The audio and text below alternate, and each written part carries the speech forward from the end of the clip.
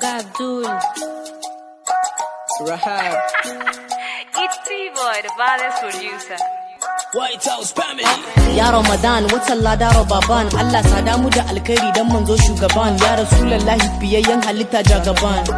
Wata ɗaya kwal A shekara Allah ka sa muna cikin ta tukar mu makara ka sa mu ƙara ankara istighfar da hailala farkon aiki da basmala babban rabo da kyan kala ka sa muna cikin ta tun duniya da lahira. Allah kare mu hadari cikin zufa ko hadari ka yaye mana garari tare da duhun kabari ka sa mu ƙara zabari mu ga lailatul qadari attajirai a taimaka ga fakiri ga talaka mu ringa aikin sadaka tarin lada mu mallaka. Allah ka sa mu ankare zunuban mu ka kankare ka kare mu ga sharruka matsaloli su karkare dan darajar wata Ramadana mai tarin falala.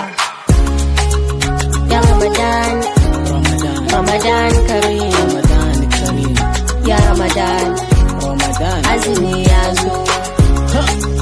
Ya Ramadan, Ramadan Kareem, Ya Ramadan, azumi ya zo. Allah ka sauƙaƙe mana imani ka daɗa mana wahala ya sare mana alfarma ka rayi mana cikin bayin da za a ya Allah ka sa da mu. Ramadana ya zo dukkan al'umma walwala suke ba ci ba sha ba saduwa ibadan kam daban take jikin al'umma da dama in ka duba rama suke fuskan yara da manya in ka kalla murmushi ake Komun watan daban yake riba aikin lada ake watan da in zai wuce duka duniya kewa ake. ya rabbana salati ga manzon tsiran mu ka dada wa alihi sahabihi da tabi'ai duka hada kamar yadda muka ga Ramadana wannan shekaran ka sa kara yi da mu har zuwa baɗin baɗaɗa.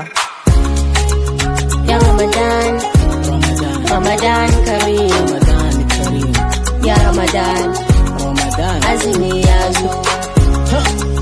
Ya Ramadan, Ramadan Kareem, Ya Ramadan, azumi ya zo.